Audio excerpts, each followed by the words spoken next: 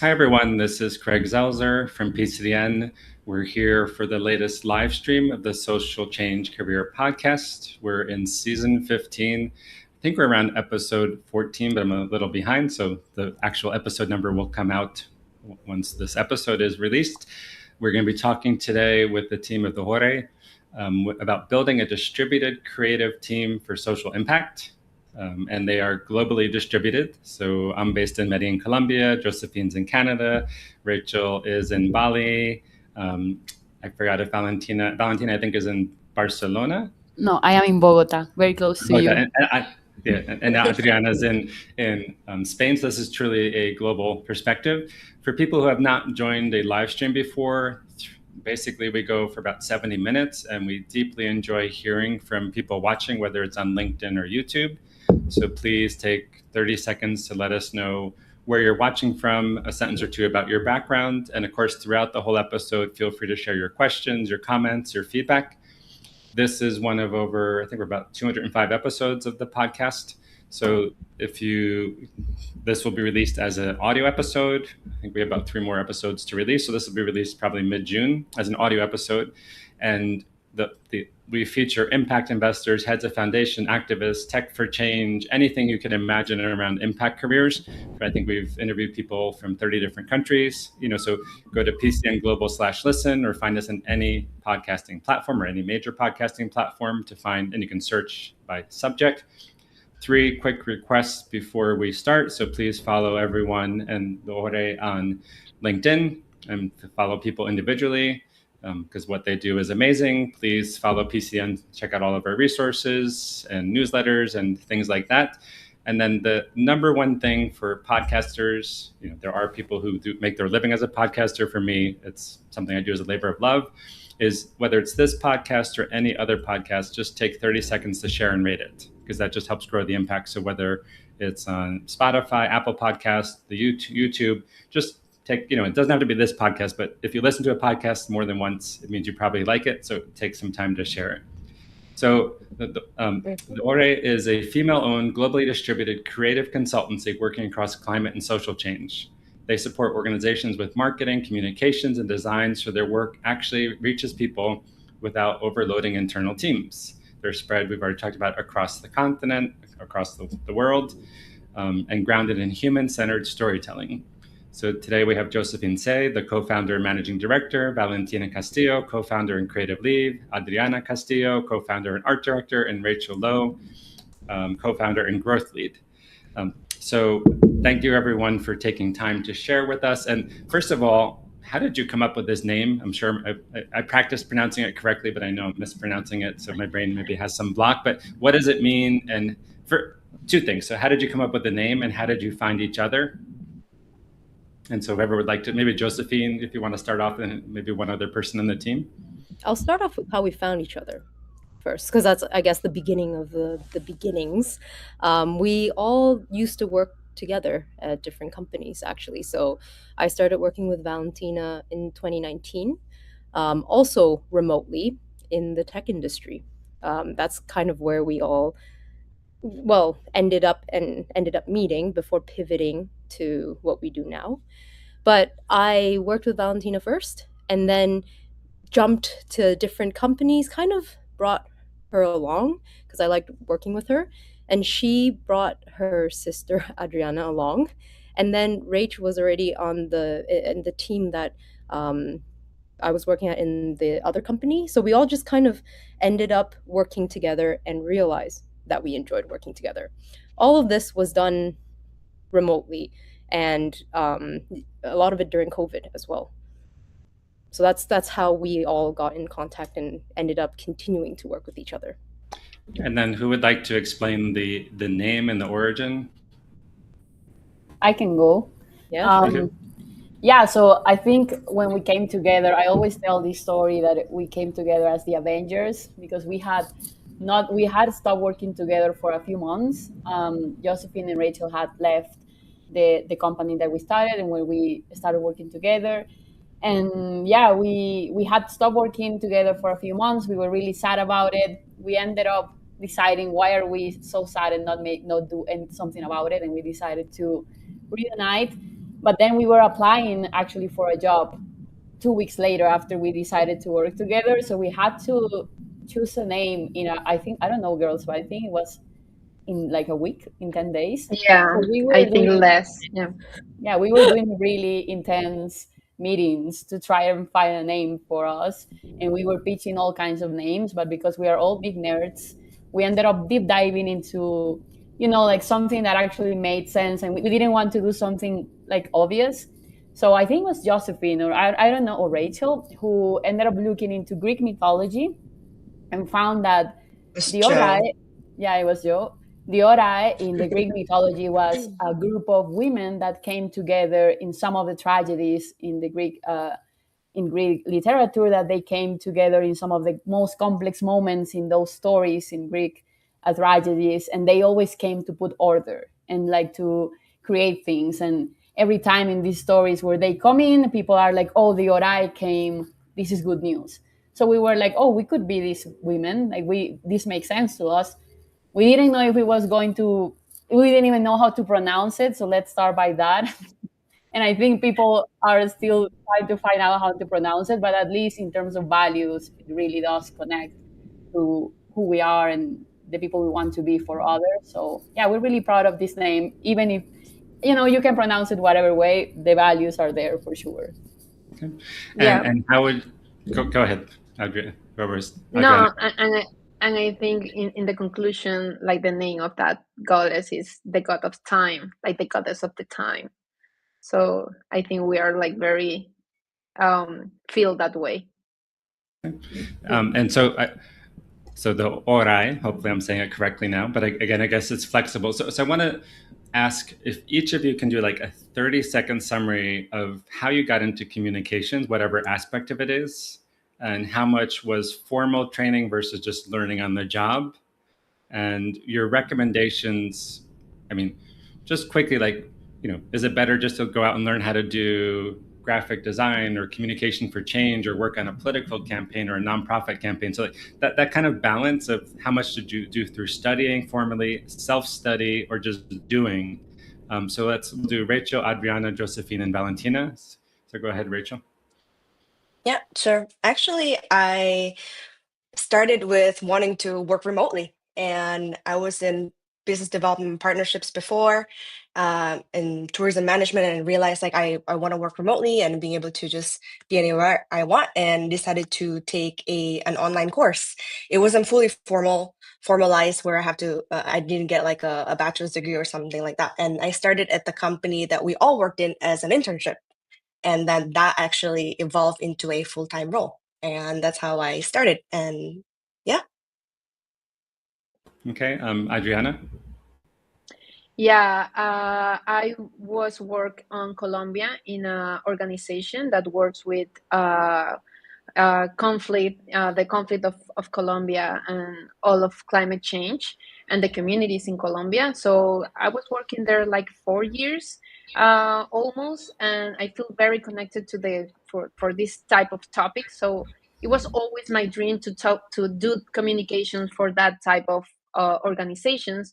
So when this opportunity came to work with my team and to work in this specifically project, it was very cool to keep working on these topics. And before you started working for the organization Columbia, did you have formal training? You learned by doing? You had mentors? No, I was learning a lot in this organization. It was like 4 years learning and doing communication for them. So yeah, Okay. that was my school. Okay. Josephine?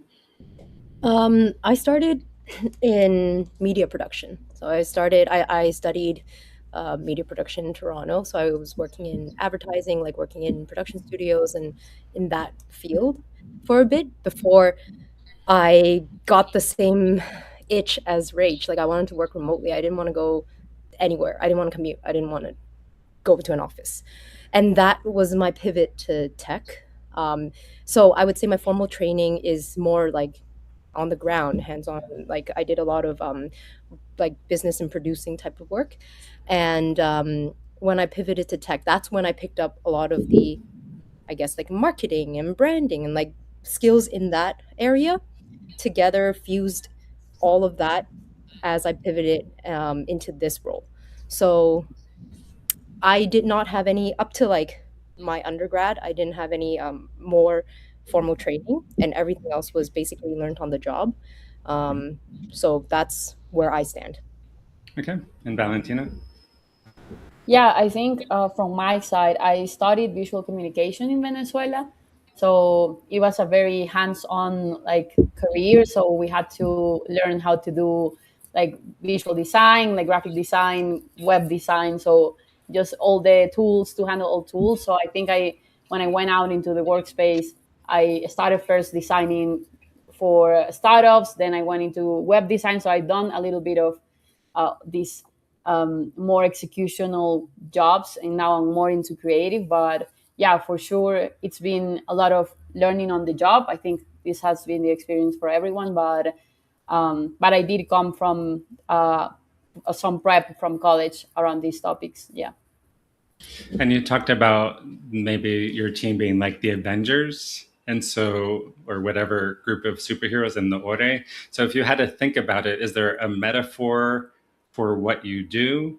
Or if you had to think in terms of superhero teams, do you identify each of yourselves as a particular? Doesn't have to be from the Avengers. I don't know all the Avengers, but do you, or if you want to be more practical, like how do you define your roles individually?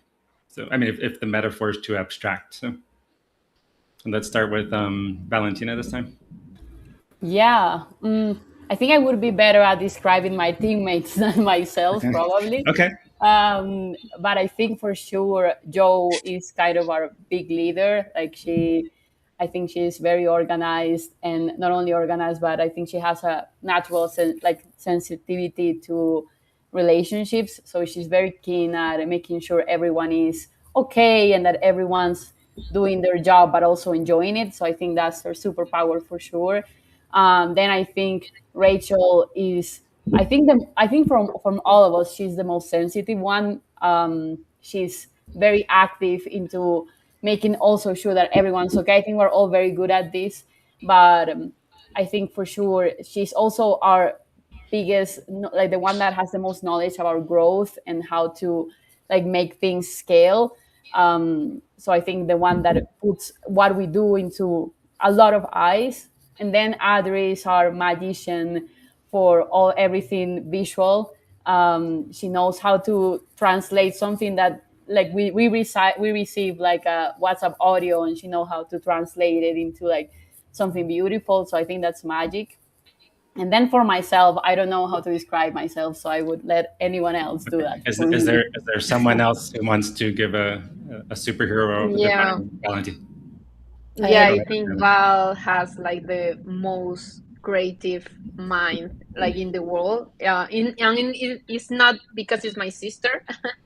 Yeah, she's very good in all her jobs and all her writings and everything she do. It's like very creative. So I think she's like the hard creative of the horae. Like she has this talent to do like very good ideas and build Yeah. like very simple things to big things. So I think that's Okay. her I think like superpower. Yeah, and I'd like Devil. to add to that. Sorry, Joe. Go ahead. Go ahead. Val has a very good at last minute thing. She's definitely works so good under pressure. I feel like that's one of the superpower that I've seen her firsthand, that just can whip up something within like a day where it's like magic. Mm-hmm. To Okay. add on to like working under pressure, I think that is a general situation that we all find ourselves in, just due to like timelines and like things that we can't control on our end, and we have to be very adaptable and flexible and understanding of the spaces and the people that we work with, and we can pivot very well. I think that's a group superpower that makes us work well together. Is that like we understand, oh, we've only got 2 days, we've got 2 days, we got to figure it out, like we get it done. That's Okay. the main glue Okay. making us like, turn. Very cool. So I want to get into campaigns in after one or two more questions. So it's just a very practical question, since a lot of you do come from tech and you're managing your own consultancy and dealing with, inbound and outbound and invoicing and deliverables and clients and campaigns. So what is your tech stack? And particularly, do you build your own tools? Are you using Notion? What do you use for a CRM? And then just any, if you have a favorite, do you use Canva, Gamma, Adobe? So like, what are your favorite tools? And of your favorite tools, is there any that you think you might, we're not making any financial incentives from this, but you just might say are accessible to people who are not full-time designers or communication people? So do you have like your 3 or 4 favorite tools that just like make, obviously it takes human, the humans have to know how to operate the tools, and sometimes tools are too complex and it makes things worse. But what are the ones that actually make you happy when you engage with it and help facilitate your work that you think others might be interested in? So let's, if everyone wants to pick one tool, let's just do it that way. But let's start off with, like, is there a tool internally that you use for project planning? So like, what's your internal tool, or did you build something yourselves? So let's start with Joseph. Just to answer this like quickly, our stack is pretty much a communications platform and a documentation platform and a like cloud saving files kind of platform. I think that's in the basis of things, all anyone really needs to start off. With that, we've chosen Slack for communications, Notion for the documentation, and just Google Drive for our files, and having a place to save everything. At the basis of it, that is where we start. Okay. And then does anyone want to highlight any particular tools you love, or ones that maybe work but cause you a lot of frustration? So let's do Adriana, Rachel, and Valentina. Go ahead. Yeah, I think our whole life is in Notion right now. Like, I think if someday something is happening with Notion, I don't want to say that we have problems because we have backup, but we have everything on Notion. I think it's our first and value tool because it has everything. Like, we can manage invoices, projects, and like notes and everything that you can imagine. We have everything on Notion. Okay. And then Valentina or Rachel, any favorite tool or least favorite that you have to use just because it's standard? I think I can answer that, and everyone's going to know what I'm going to say. But we use Clockify to measure our hours, because I mean, it's a good way to know what we're working on, but also the people that we work with, freelancers, and even clients. Like this is a good way to know where everyone's putting their hours, and I completely hate it, but we use it, and I think it's a incredible tool, and I think we use the free plan, so I think it's good to recommend that it can be used in a very upscale way and still be free. So highly recommend, but I hate it. You don't hate the tool itself. You just don't like it's more than measuring. Okay, yeah, because I don't want to. Okay. No, the tool is amazing. Please use it. I hate it as myself. Yeah, it's just me. Okay, and Rachel? Yeah, I mean, everyone kind of covers the big ones here, but I mean, Slack is definitely kind of like a very useful communication for just like basing it off is for work. So I know that everything is staggered there. And once I know that is something is super important and the message goes to WhatsApp, the emergency level kind of goes further up. So that's kind of like how I decide of the communication level of like emergency level. Slack, WhatsApp. Okay. Welcome, Nervos from Zambia, and we have a bunch of people watching around the world, so please keep letting us know where you're watching from, your questions, your comments, a bit about your work. So I want to get into just like the really exciting stuff. And so I'll start this question with Josephine, and then we'll move into some more specific questions. So Josephine, if you had to think about like what is an example of, because I've been on, I'm not a communications professional, but I do a lot of, we have a developer or UX who's a brilliant UX person. We have communication consultants who've told me to do things a certain, or suggested, not told, and usually I resist just because I don't like to be told what to do, but I've learned some things about communication. But like it's one of the storytelling and communication is one of the most important things in the world, whether you're trying to, I'm trying to think, like, in our community, if we're trying to convince people, they finally approve putting solar panels on the rooftops. Like, how do you communicate that? It's not just the details, it's the story and the benefits. Or a school board meeting, or anything, just presenting individually.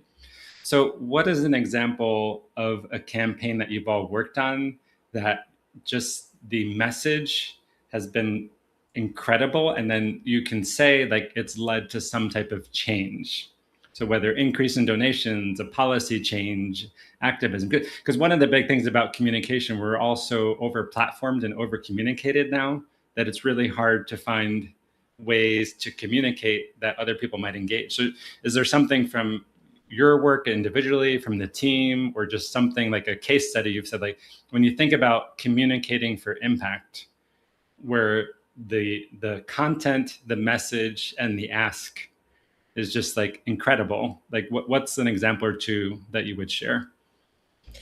So I guess an example of a campaign that we were a part of, it was quite a large operation, was when one of our clients asked us if we would help them um, build out a creative for a truck that they wanted to drive around New York during New York Climate Week. And the truck was like a rotating billboard protesting the development of a coal plant, I believe in Kenya.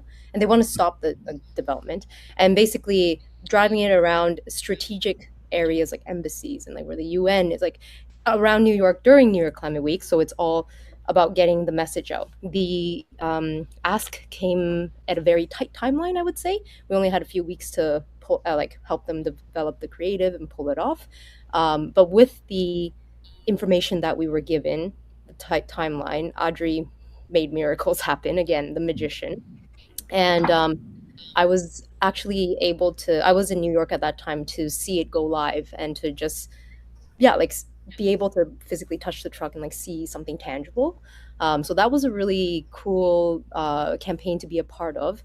The end result. Can you describe a little bit? And if there's some on your website or somewhere, we'll put in the show notes the link. But can you describe a little bit, like what were the messages on the truck? Was it pictures? Was it text? Yeah, yeah. Audrey, do you want to explain a bit about it? It was pictures and text, but since you did the work. Yeah. No, yeah, the idea was to like put images for, it was like a fossil project. So the idea was to put like images, but very impactful images combined with design. But the task was to make urgent, right? To make it like very visible, because this is going to be like in the city. So people have to see this, like, oh, what is happening, right? So the task was to do it like 10 images, and that it's going to like flip, and yeah, I just do like a combination of the photos and the like the lines, like the paragraph that have to go with the photos. And yeah, it was like it was like a hard, because we wanted to like be like very impactful, but not that I don't know, like not that urgent, and a combination all of that.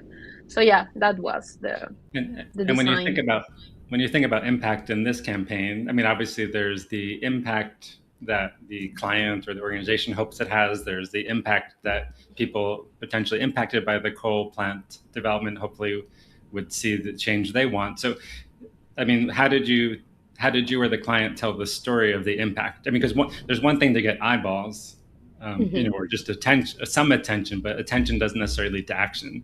And so I'm not saying that it has to, but like, how did you work with the client or yourselves? How, whether it's this campaign or something else, like, so I see something as a human being, but we're also overwhelmed, so like, how does that attention potentially lead to something?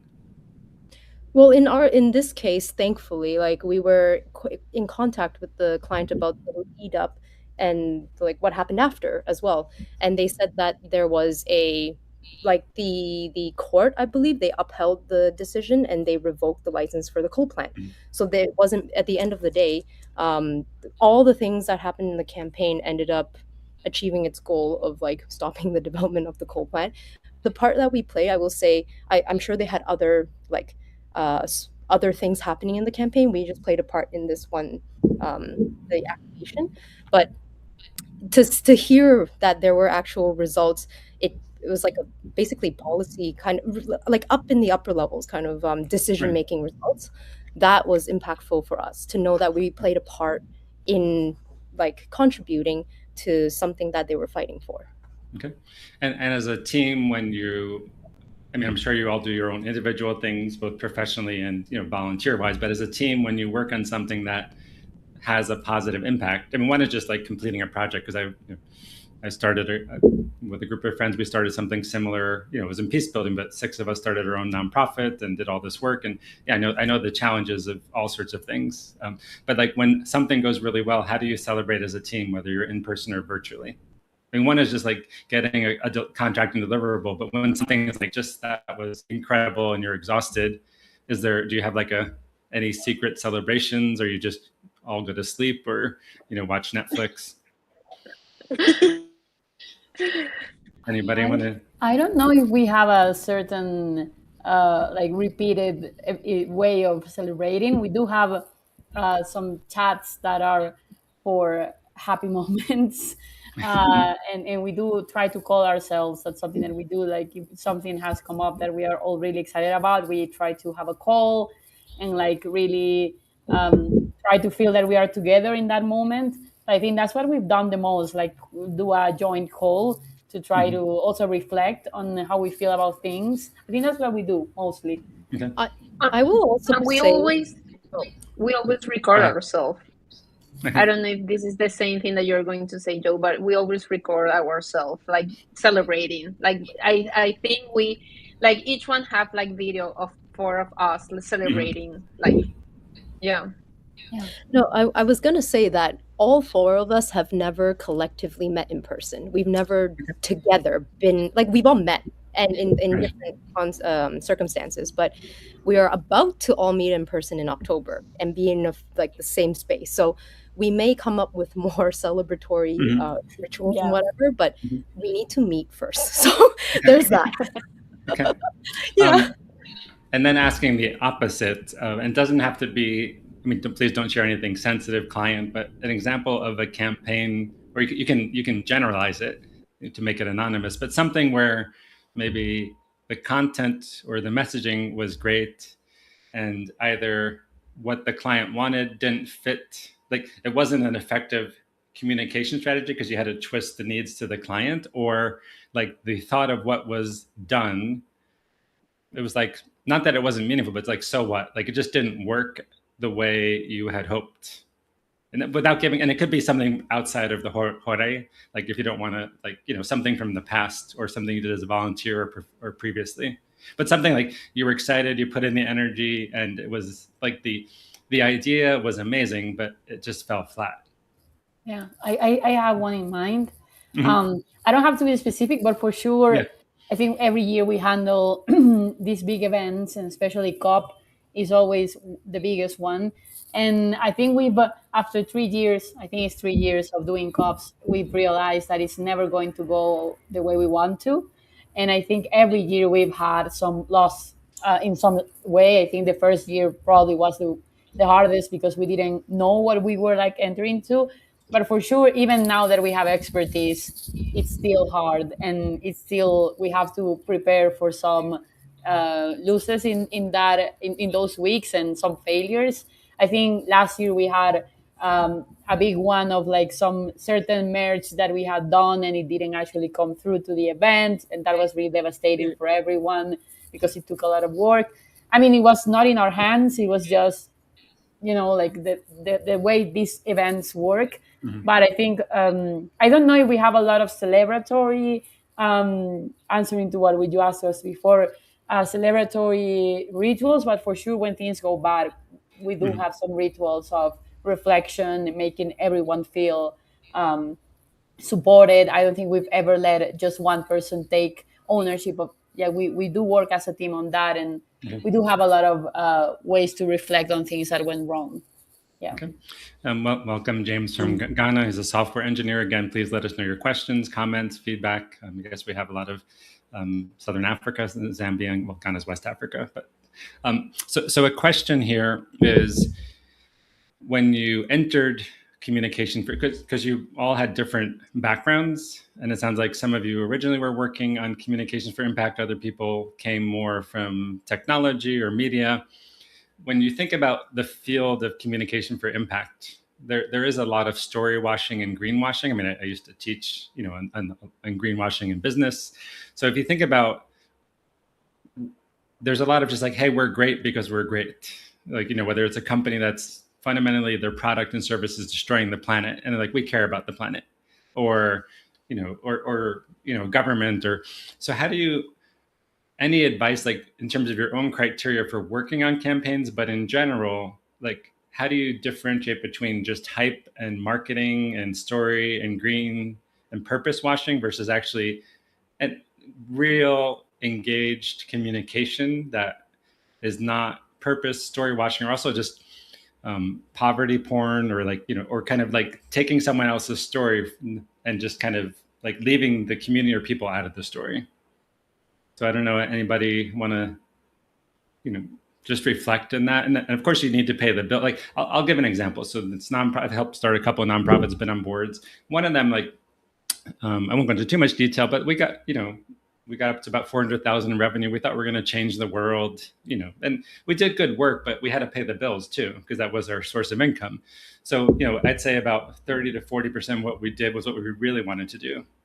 And there's things we worked on that, we weren't selling weapons or doing anything destructive, but like just the fundamental design of how the project was built was just like not great. But we still took it because we needed to pay the bills. So both at the organization level, but also just in general, there's so much greenwashing. So any thoughts on that? The tension between needing to pay the bills, but also wanting to work on stuff that is, let's say, fundamentally impactful, or just in general? I know there's two big questions, but anyone want to say anything? I think for us, thankfully, we haven't been in a situation where we've been presented with a project that's been completely like misaligned with our values and what we usually would like to work on. That being said, we are on our journey of scaling, so we may eventually come to that situation. But right now, what we're doing to answer your question about paying the bills and surviving and still trying to do what we want to do is we have a I wouldn't say we all work full time on this. Like, some people freelance, some people do other things on this, like outside of this, to make that work. And I don't know if I can, is that okay? But anyways, like, for example, I'll speak on behalf of me. I've taken freelance contracts outside of the horae, but still within like the impact space, working with other founders, etc., with their businesses. So I've found avenues that way, but yeah, like without compromising my values and whatnot. But that's how I'm doing it. I don't know if anyone wants to add to that. Yeah, I would say for sure I agree with Joel. We've been super lucky of being in contact with some really great organizations, but I do believe we have some. Every time an opportunity comes up, we do a lot of research on who's this organization or company that we are interested in applying to, or like accepting a project from. And I think we really trust everyone to do the first like checkup on who are these people, do they align. We really do read everything that's on their webpage. We see their social media. We try to really research. I don't think we've come to the opportunity of not deciding to work in a project because of this, but for sure we try to research every client that we work with and see, like, read their reports, know what they're actually doing, and if it aligns. I will say we came across that one RFP once where it seemed like it was in alignment. It was like communications, something in the mining space, but to improve the something within it. But at the end, we didn't go for it because we just didn't want to start like touch that industry. So we didn't even go for the RFP. But that was the latest thing that happened to my memory. Yeah. Anyone else want that tension, either on purpose, story washing, or the tension of just like needing to pay the bills, but also wanting to do mission aligned work? Yeah, I think we have, like, every year we need to do like OKRs, and always in that OKRs we always put like our goals for the organizations or the type of work that we want to do. And this year we are like really really making an effort to work with people that we want to work, and doing always like the work that we are aligned with our values. So I think one of the things that I think it's most of the important for us is to enjoy the work and do the work that we want to do in the future, and to be like very mindful to the things that we do. So that's our top goal, like always work with people that we are aligned. Okay. So I want to jump into another question. So AI is disrupting, I do a lot of work with AI for social impact, the good and the bad, consulting and, teaching and research. So AI, even the podcast, sorry, sorry, my wife did the podcast. She was part of PCM for a long time, Catalina. She did the podcast for probably 100 episodes, and she had to manually edit and just do a lot more work. Now, because of AI tools, I can probably save 85% of the time she used to have to do. And it's increasingly, it's being integrated into communications and social media and AI videos, and both for good and bad. There's a lot of AI slop and disinformation. So how do you see the growth of AI changing what you do as communicators for impact? And are you using more AI tools in your work, or are you finding that companies or nonprofits or foundations are saying, well, we don't need to hire outside consultants because we can just put it into a prompt and get a 1-minute campaign video? I don't think, well, thankfully, so far with the clients that we work with, they haven't said that to us. They like, I will put in the prompt and get the 1-minute video. Like that has not happened to us yet. I will say that we do leverage AI in our internal, like as we're growing the business and things that we want to like make some processes faster or streamline some certain things. We use AI in that capacity. And I think also in brainstorming, like we leverage AI tools with brainstorming and helping us like sometimes come up with ideas if we're really stuck.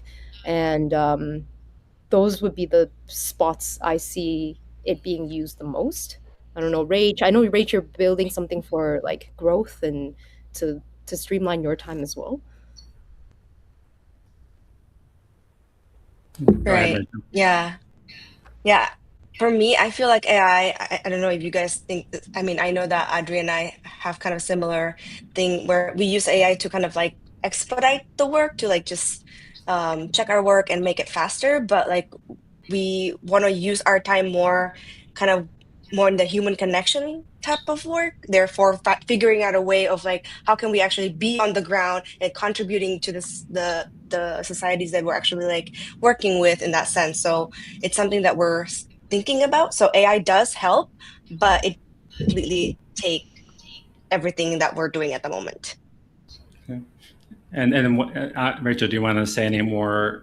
You don't have to, nothing confidential, but in terms of building for internal effectiveness, are you using Claude or Perplexity or ChatGPT, or kind of how are you doing it? You don't have to give away anything specific, but what are you using to build, and how are you learning how to do that? I think it's asking a lot of questions within the team as well, and just talking to the chat for the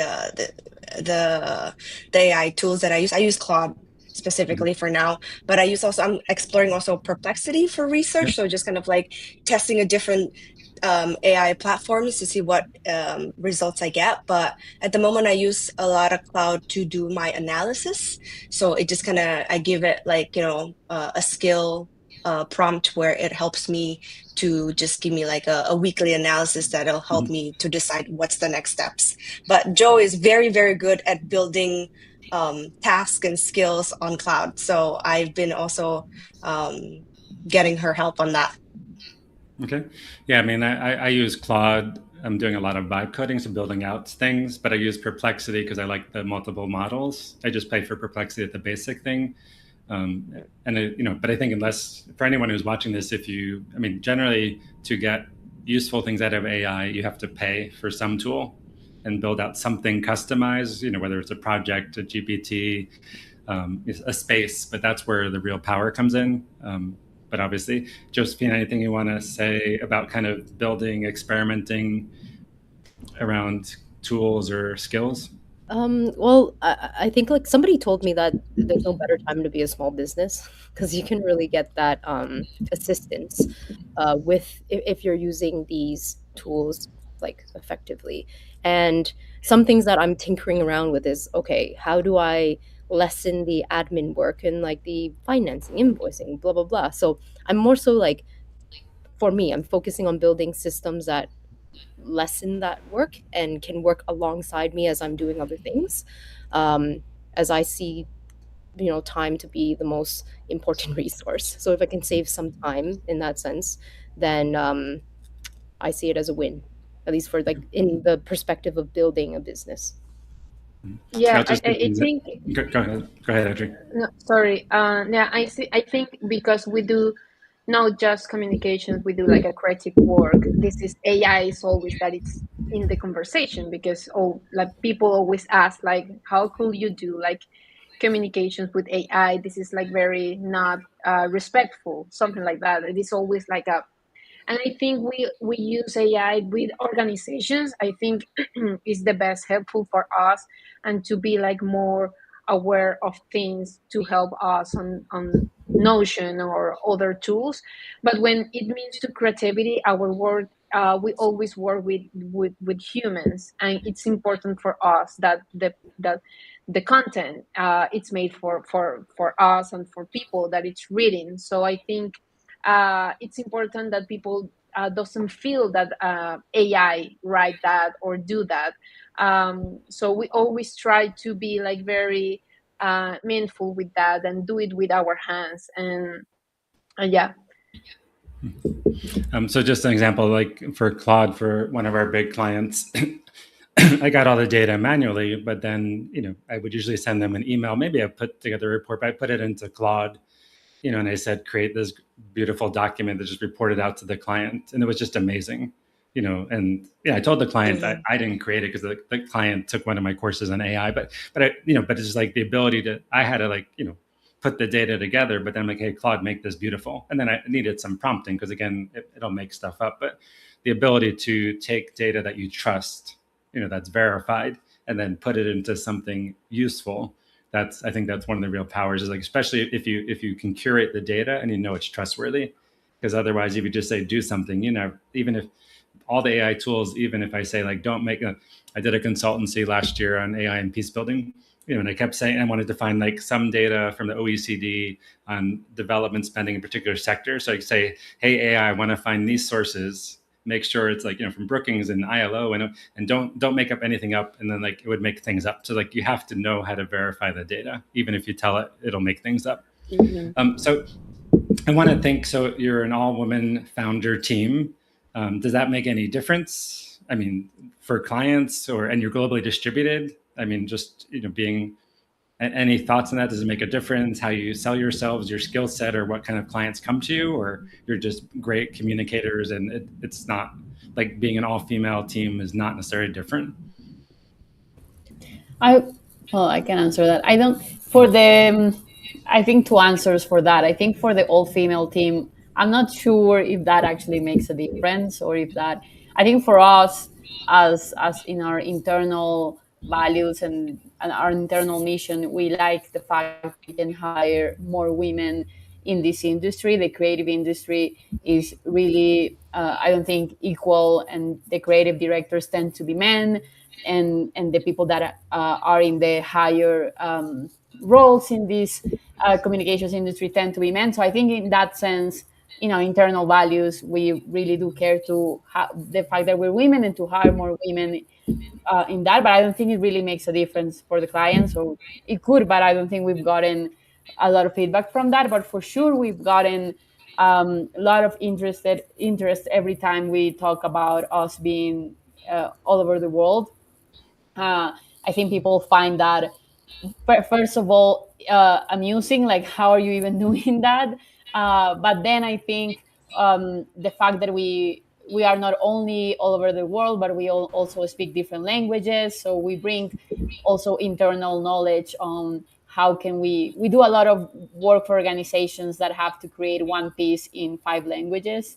And the fact that we can do it, and we can do it with native languages, that's always interesting. And also the fact that we can handle so many different hours. Like if we are all around the world, there's always going to be someone awake. And that for the client is their dream situation for sure. How many languages do you have? Not sorry, native, but strong fluency or professional between the four of you? How many languages can you all work in? We have Spanish, we 6. have English, we have Bahasa from Indonesia, we have French, we have Portuguese, we have Cantonese. And are we? Is that it? English. Yeah. And well, English. Yeah. Interesting. What is an example of a campaign either that you're working on individually or, I mean, since you're all doing different things, I mean, the horae is kind of like a central part, but you're all doing different things. So is there a campaign that you are doing, personally or volunteer connected to your community or a sector or as a board, that's just something that it might not just be one campaign, but you keep coming back to that issue or that helping that organization that just you are trying to help elevate or support its work. So anything either as an organization or individually. So I can answer this. So I recently did like more volunteering because I wanted to do more kind of on the ground work. Ideally to do like on the ground work all the way to distribution. I think that's kind of how I envisioned the horae at some point in time. So now I'm exploring on just a different way of doing things. Sorry, I forgot what was the question again. Yeah, so something it could be as the horae or you as an individual, like either an issue or a campaign and organization that you keep coming back to, that like right. kind of Yes. It could be so volunteer that was the project that I was gonna. Yeah. Yes, that was the project I was about. The project is actually ocean work, and we've been talking about because we've been working in a lot of forest and indigenous communities the past 3 years. And so we've been talking about like, how can we, kind of spread out and like doing different sectors. So it's like, okay, let me try to do more volunteer work that's on the ground that's like related to ocean. And I'm also in Bali, and therefore I planted corals and went to an ocean conference and. Some way, shape, or form, even though it wasn't from me directly, but now we've somehow this year gotten an ocean project. So, so that's an exciting kind of turn of events in that sense. And for the ocean, obviously Bali, you're next to the ocean, but for the project, you have to spend time on the ocean or near the ocean to better understand the client or the ocean context for the project you're talking about, the ocean client. Joe? No, I don't think we have to be close to like for this specific project. I think for sure we've done a lot of indigenous topics. So I think we've gotten in the last 3 years we got a lot of expertise on that and a lot of research. And I think from my side last year I went to Peru and I spent 2 weeks living in an indigenous communities in the Amazon. So I think in a certain way it does align to the work we do, but we also make individual decisions to go deeper into those communities and learn firsthand how like just context and how we can do a better job at what we do. Yeah. And anyone else in terms of the project you keep coming back to or the issue?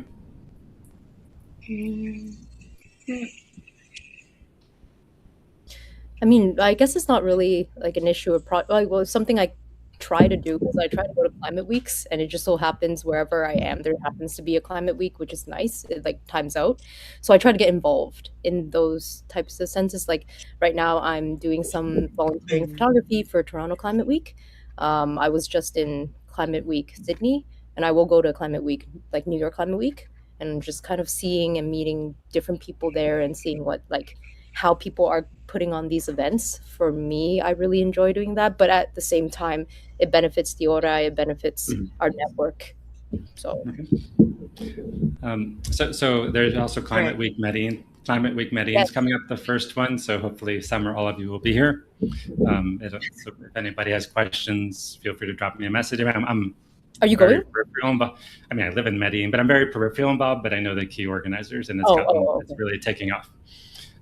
So a question is, and we were talking before we started. I've been on different boards and advisory boards, and there is a famous saying: "This is more media than communication, but if it bleeds, it leads."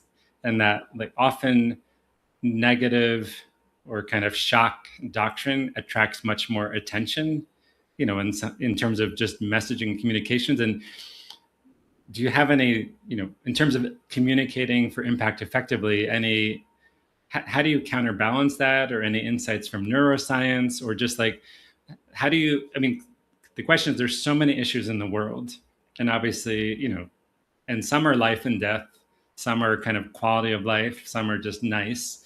But what does it mean to get people to pay attention, when you're kind of fighting, even more so in the AI disinformation and misinformation age? Like, what makes, like, how do you message effectively to counterbalance, like, the thing that scares people, to show something like, here's an issue you might want to engage in, or here's actually a happy story that actually is people. I mean, there's solutions journalism. If people don't know about that, it's a great network around the world of saying, instead of if it scares or bleeds, it leads. It's a group of journalists, professionals all over the world who are saying, let's not just do scare reporting or just like but let's dive into like things that work and don't work. And not so like anything, it's kind of a hard to define question, but anything in terms of like what makes effective communication, or how to counterbalance, so much of the negative.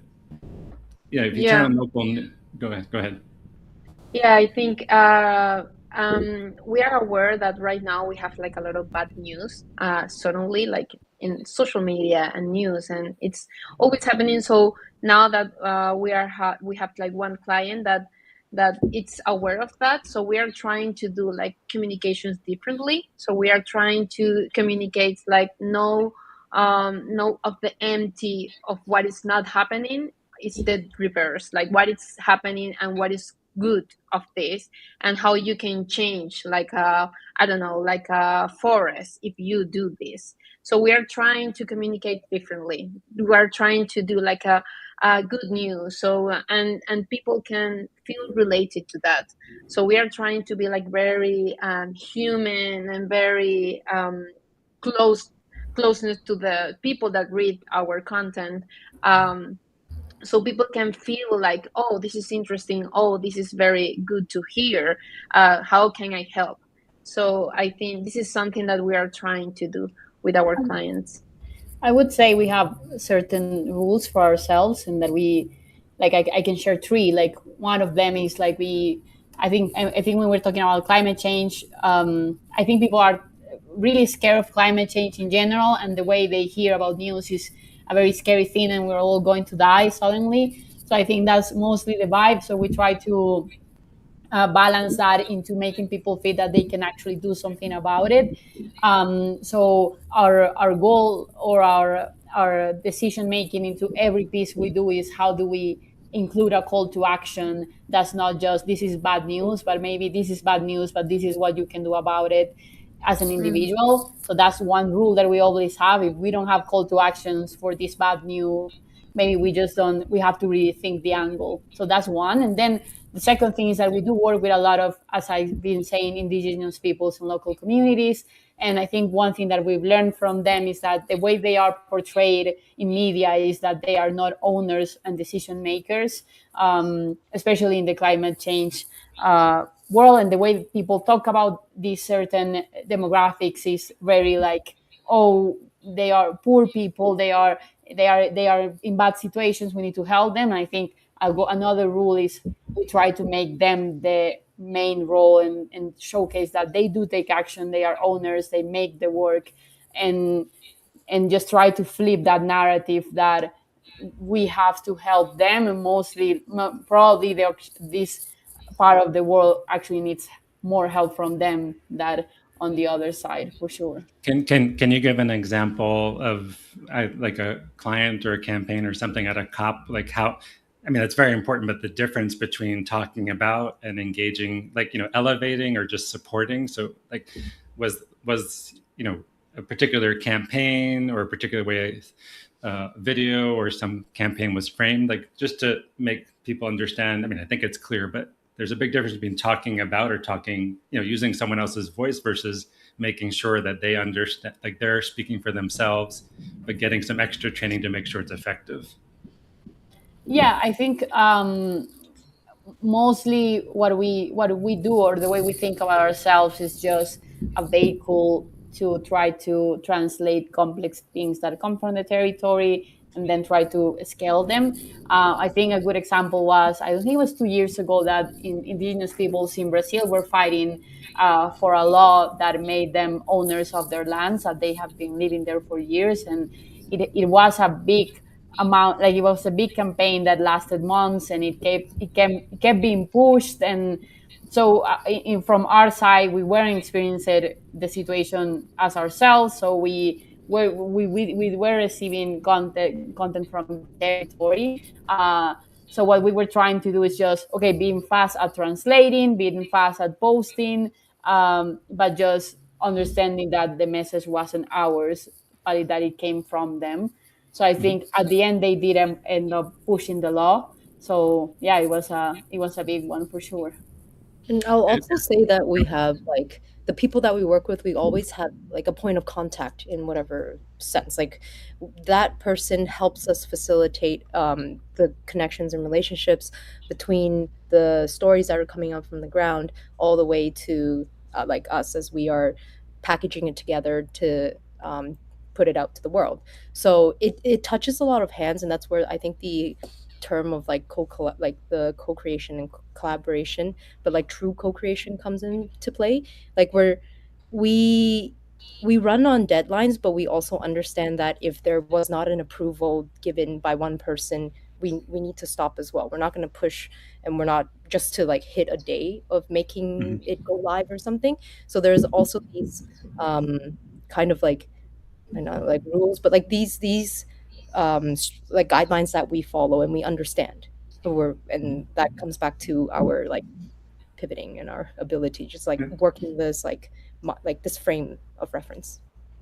So Catalina, again, my wife has a PhD, has done a lot of things professionally, and she used to work for a feminist, or let's say women's economic policy organization.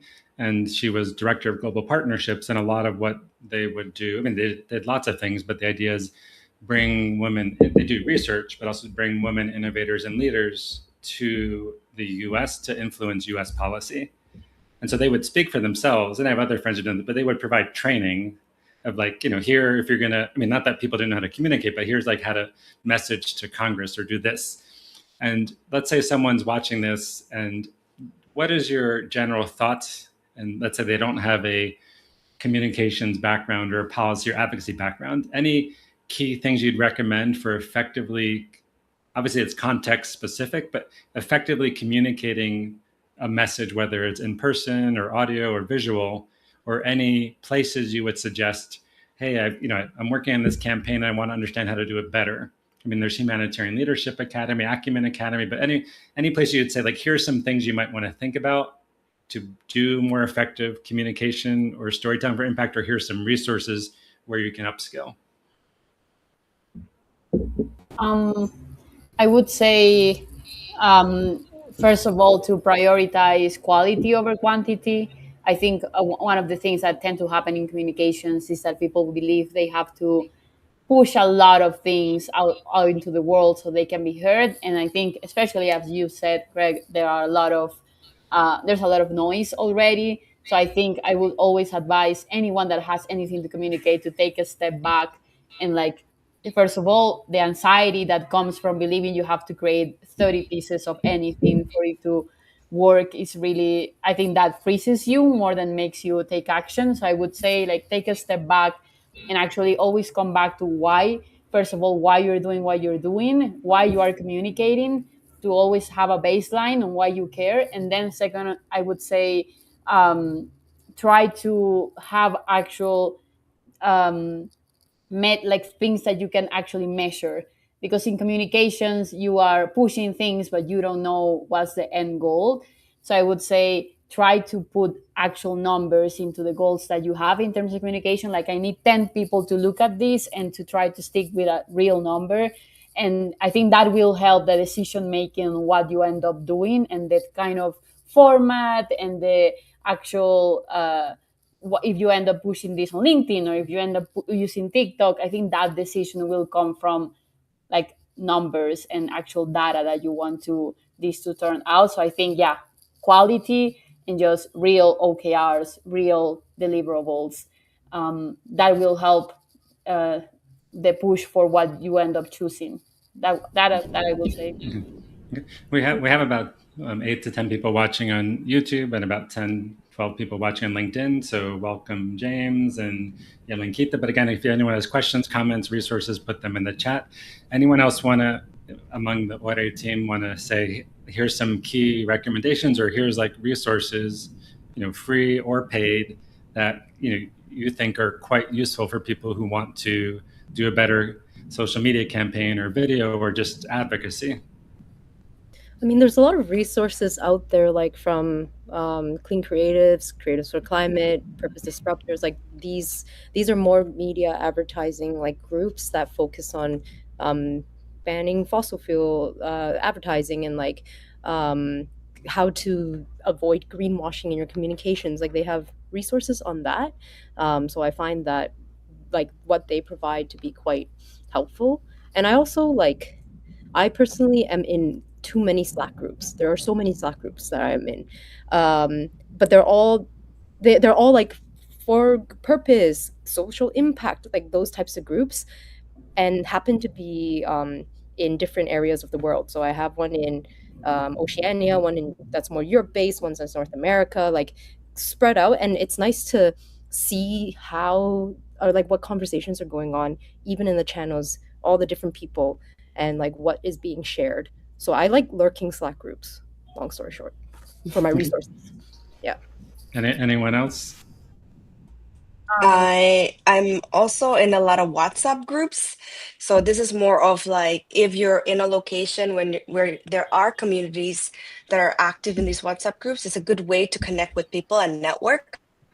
And actually knowing like all the events that are coming within the country or just closer by. And I think it's the best way to just get to know who are actually working close to you or potential, collaboration down the road in that sense. Adriana, any and then to put a question for the horae, do you offer? I mean, I'm sure you help clients. Do you do any public trainings, or like we teach courses on Maven, PCDN, but if there's like a group of people who just like I want to get better at communicating, not necessarily run a campaign, do you offer, let's say, here's like campaigning or advocacy strategy, not tied to a client, but just in general, if someone wants to upskill themselves? I don't think we are not doing it yet, but we've had a lot of conversation around it, and I think for sure it's on the plans for the next few. I think long-term plan. That's what we want to do. We see the opportunities there, and yeah, I think we would have a lot to share for sure. Okay. A question. So we talked about Slack. If there's any of the groups are public, if you can send them, like some things might be confidential, but if there's any groups that you're all part of that are public, I could add to the show notes. But if they're private, don't feel any stress. But I mean, any other favorite resources that you use as individuals, like Manga Bay, Grist, Climate Base, or like the places, Mobilization Lab, which came out of Greenpeace and then kind of shut down for a while, was a great place. But any other things like that you follow on YouTube, subscribe to, and like when you open it and it's put out regularly, whether it's once a week or once a month, and it's just like this is great information or inspiring content or cool opportunities. Like any things you all subscribe, read to, or podcasts you listen to on a regular basis individually that you're just like, if you don't want to feel depressed about the world and just, which there's a lot of depressing things, but this is like a source of just interesting news or opportunities. Any things you'd highlight? Let's start with Rachel, then Valentina, Adriana, and then Josephine.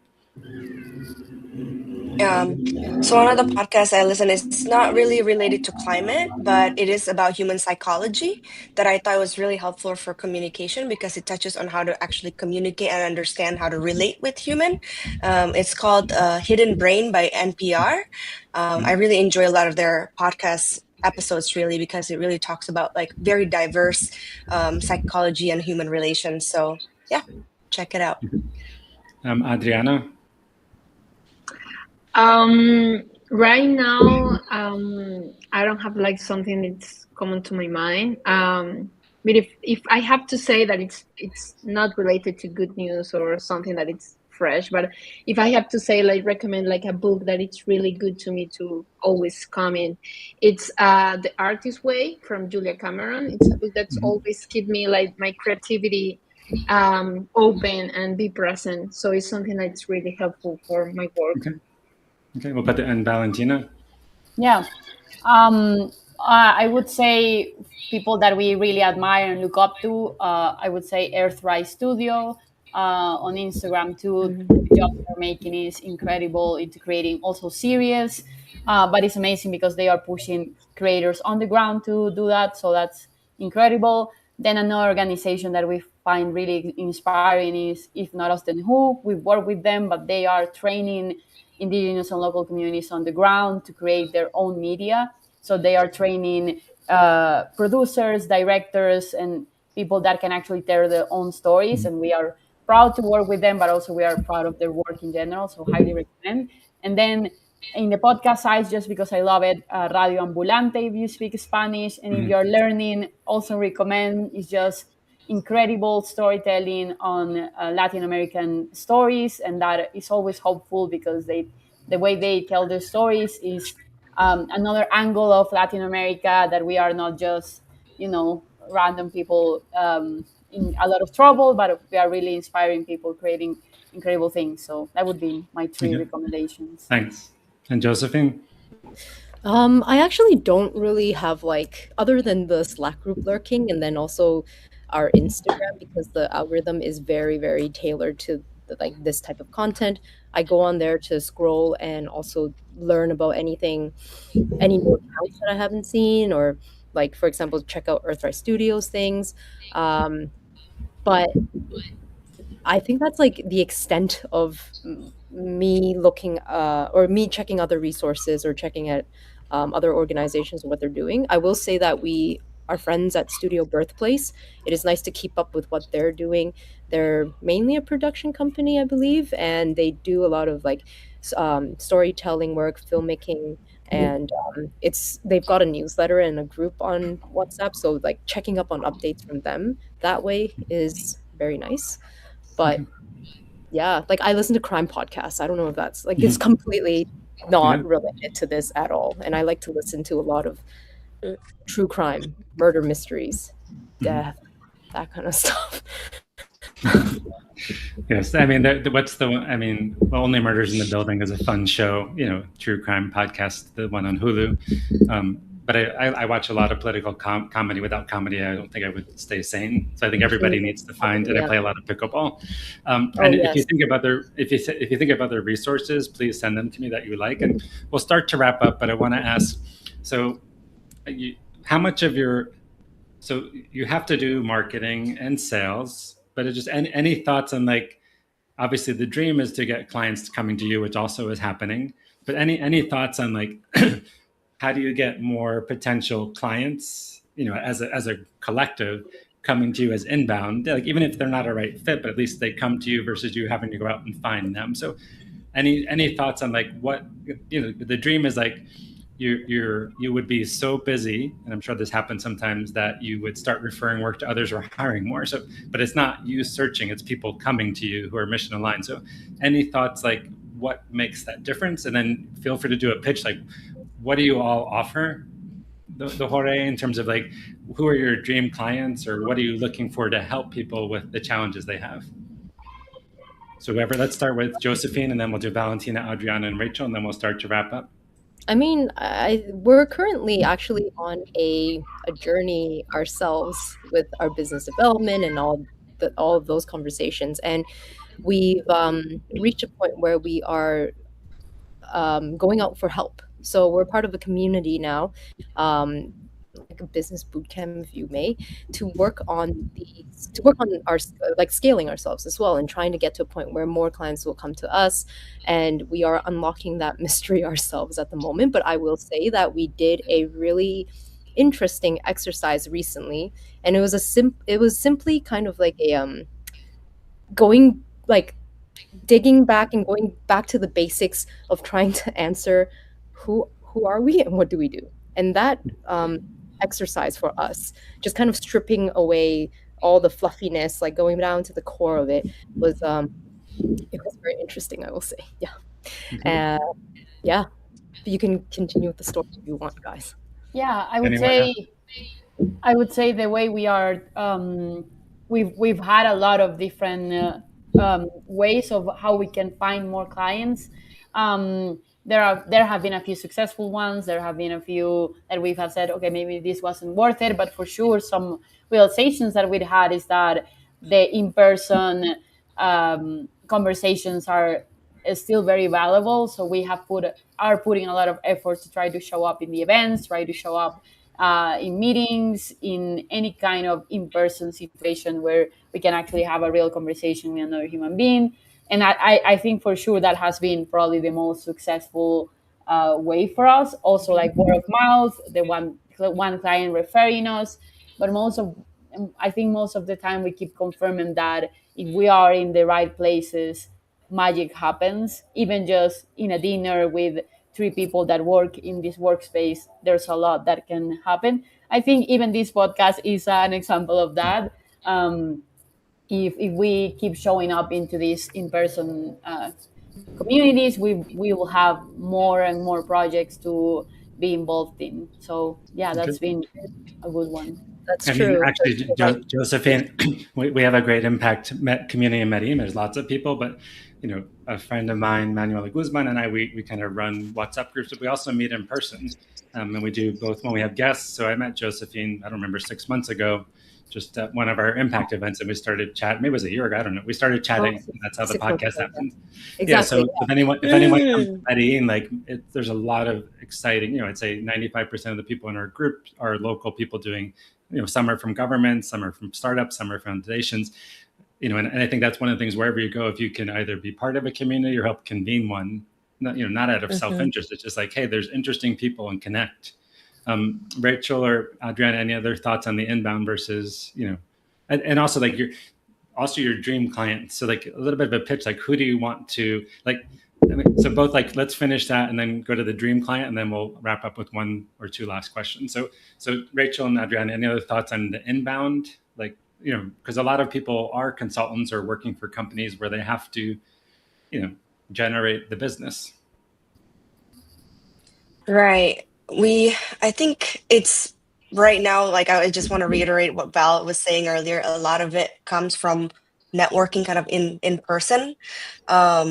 Is our way to actually have an inbound-esque way, I suppose. But like I cold application works, but it just takes a lot more effort than it is a relationship base and actually getting to know of like, oh, what are you working on and how can we help in a way.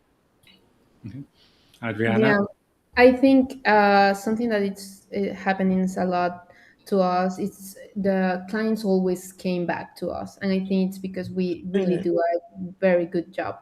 We are always committed to do like 100% or 150% to do like a great job, and clients feel that our work is genuinely and it's human, and that's our important things on the horae work, like do a great job doing like an impactful job, that it feels that we care, and we care about the topics that we are talking about, and doing like content.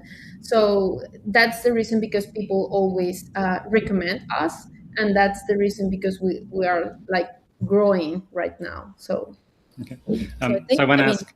oh, Go ahead. sorry. I was like, to Go sum ahead. it up, I think it's like we let the work speak for ourselves, and also we're true to what we are like providing for people, and also we ask for help when we need to. So, and keep those human relationships at bay. Yeah. So a question related to that, then the dream client, and then the wrap up question. So if you do hire consultants, sometimes, I don't want you to be overwhelmed, but if you do hire consultants, whether they're in your network or outside, just any thoughts for what makes someone more hireable? Yes. Many. And any thoughts just from your current work at the horae or beyond when you've been So part of many. hiring? Just any thoughts? We work really well with people who are quick and like fast on their feet, adaptable, like quick learners, flexible, open to change and open to communicating candidly whenever they need help or whenever they um, or have anything to say.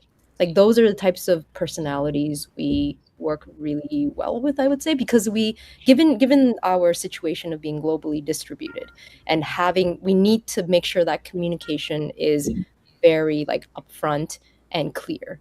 So that I would say those are the things that I've noticed in the people that we've successfully like continued working with. Yeah. And I would add to that quickly is that I think in this era of AI, people keep getting, of course, scared about losing their jobs and or not being valuable enough in comparing with a computer, which I think is not really the case. But from our case, if we were to add to that conversation, is that the people that we hire, I think for us have to have three things, and I think those three things are also not from just for the ORI, but in general. First of all, proactiveness.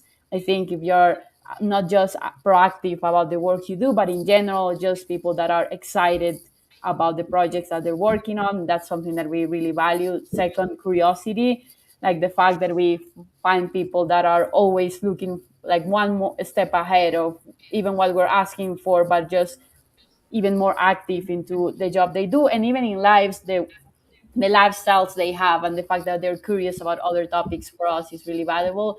And then the third one would be, as Josephine said, the fact that they are good communicators and not just in their work, but in the way they communicate issues, the way they resolve conflict. I think those are three key soft skills that will be valuable in the future.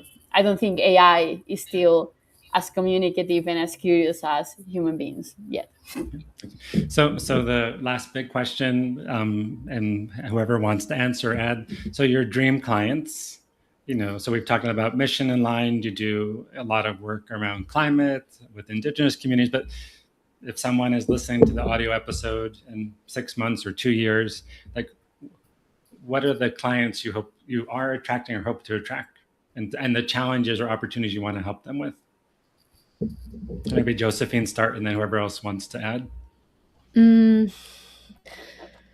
I think something, I mean,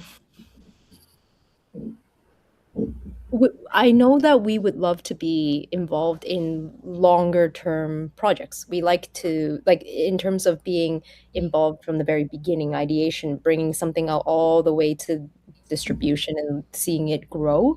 Those are more opportunities that we'd love to be involved in. Yeah, so that's one thing.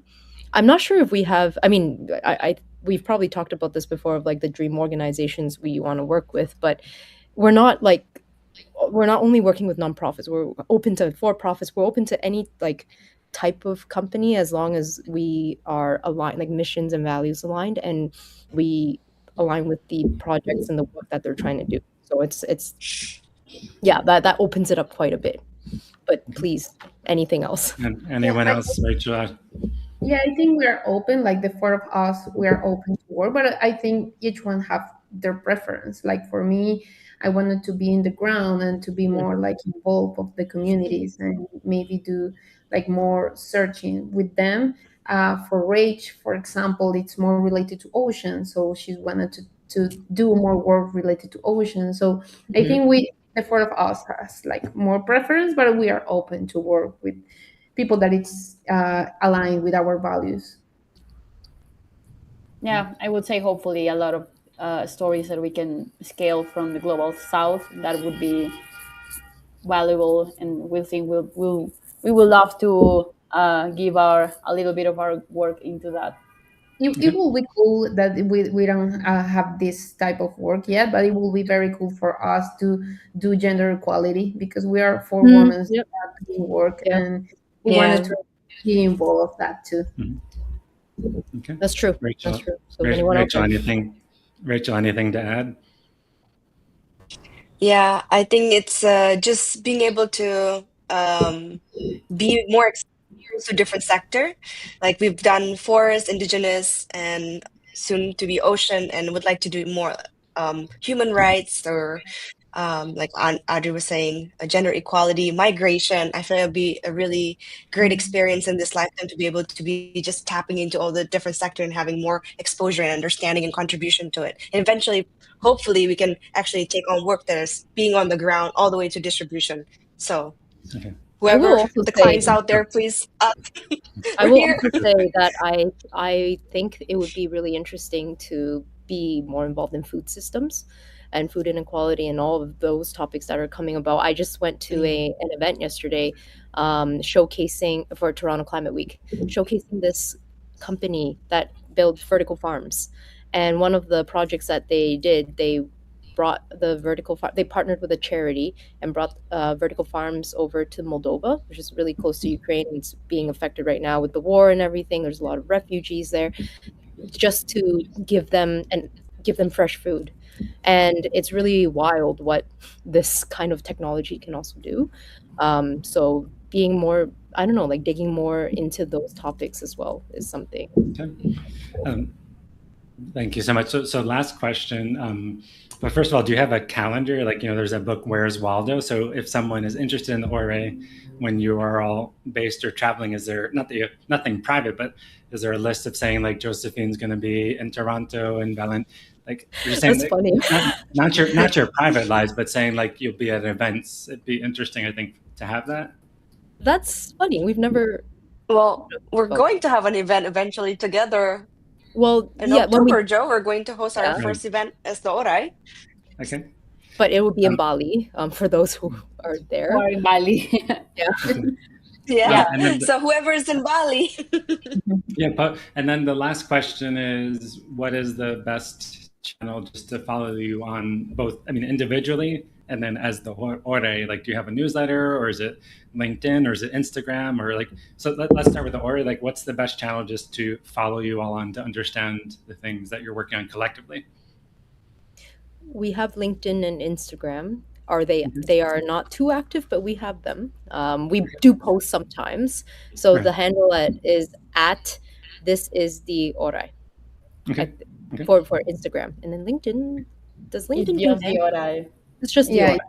horae. Yeah. And then individually, anyone have a preference for professionally? Again, like, is LinkedIn the best place to follow you all? LinkedIn, yeah. Okay. Yeah.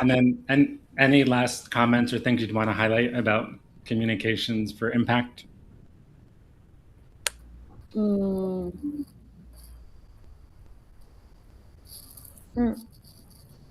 I hope that one day we will get to a point where we don't have to say this is a climate job or this is a communications for impact. It's just job or communications, because it should all be for impact and it should all integrate and foundationally be aligned in that way, is how I think about it. So it would be really good down the line if like that's the kind of future we're heading towards. Yeah. Yeah, I think I would say that there's a lot of collective effort to try to translate really complex topics for anyone in the world, and I think that's our biggest goal as the horae. But I would also invite everyone to join into this mission of trying to connect all these big investigations, of this big work that's been done on the ground, and that people are not actually finding out about it, and they don't know that it's happening, and how they can try to amplify that, and how important it is to amplify that, especially in these complex moments that we're living all around the world, that we want to hear some good news. And there are really incredible news happening on the ground, and a lot of really organized communities doing amazing work. And what's our responsibility here to try to amplify that, so people feel more hopeful to wake up and not just really scared. And if you look, there's probably something happening in your neighborhood. Like, you don't have to look for something so far, I don't know, like very far away from you. There's probably things in like locally as well that will inspire you. Yeah. Rachel or Adriana, any last comments? I think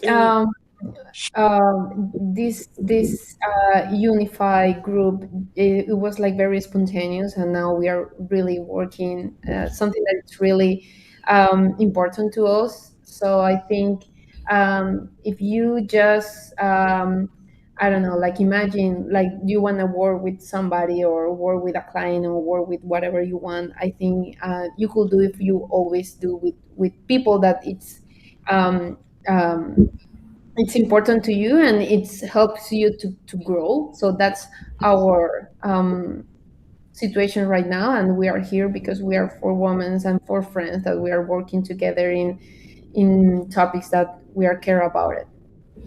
Okay. And Rachel?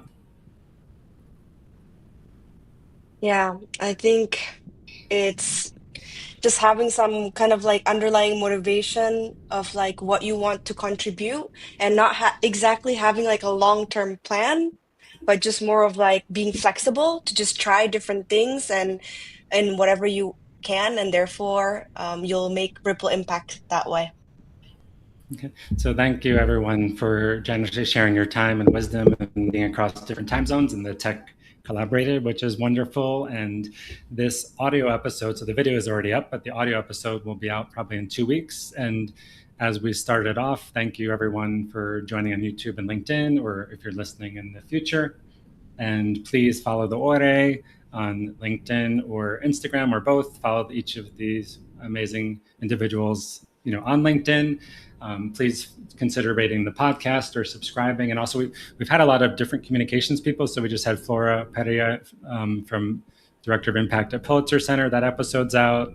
The founder of Goodable, which is all about positive news, Mohammed Lila. That'll probably be out this week or next week. And then Jack Brewster, founder of Newsreel. So we're doing a lot of looking at not just all the depressing stuff in the world, but really how people are leveraging media and communications for change. So thank you so much and have a wonderful, evening, morning, depending where you are, or afternoon.